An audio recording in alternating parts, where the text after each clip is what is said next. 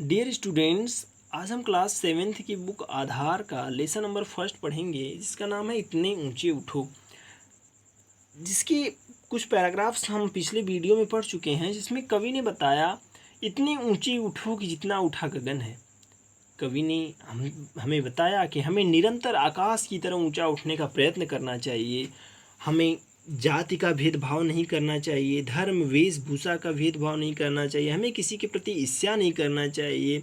हमें बुराइयों से लिप्त इस संसार में इतना शीतल, इतना शांत रहना है कि जिस प्रकार से मलय पर्वत से आने वाली हवाएं हमारे शरीर को शीतलता प्रदान करती हैं, उसी प्रकार हमें अपने समाज के सभी लोगों को शीतलता प्रदान करना है। अपने आचरण से, अपने व्यवहार से, अपनी उदारता से, अपनी विनम्रता से। आइए हम अब लास्ट पैराग्राफ पढ़ेंगे। चाह रहे हम इस धरती को स्वर्ग बनाना, अगर कहीं हो स्वर्ग उसे धरती पर लाना। सूरज चांद चांदनी तारे सब हैं प्रतिपल साथ हमारे।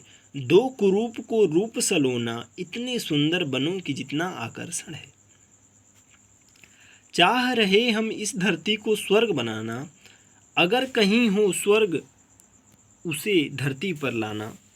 इन पंक्तियों के माध्यम से कवि कहना चाहते हैं कि यदि हम धरती को स्वर्ग की तरह सुंदर बनाना चाहते हैं, तो हमें अपनी कल्पनाओं को मूर्त रूप देते हुए, अर्थात साकार करते हुए, अच्छाइयों को लेकर आगे बढ़ना होगा।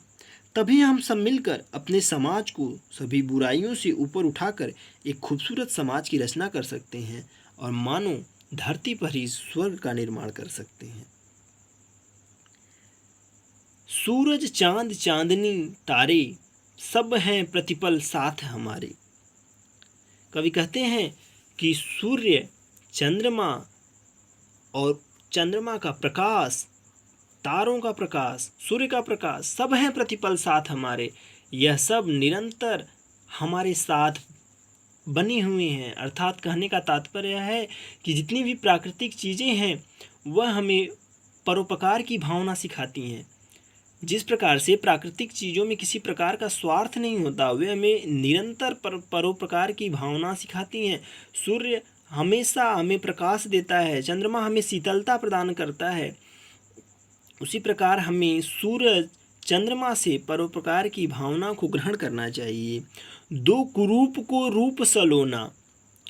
कवि कहना चाहता है कि समाज में व्याप्त जो बुराइयां हैं उनको हमें खत्म करना है और रूप सलोना, और हमें अपने नए विचारों से, नई सोच से इस समाज को एक नया रूप देना है, एक सुंदर रूप देना है।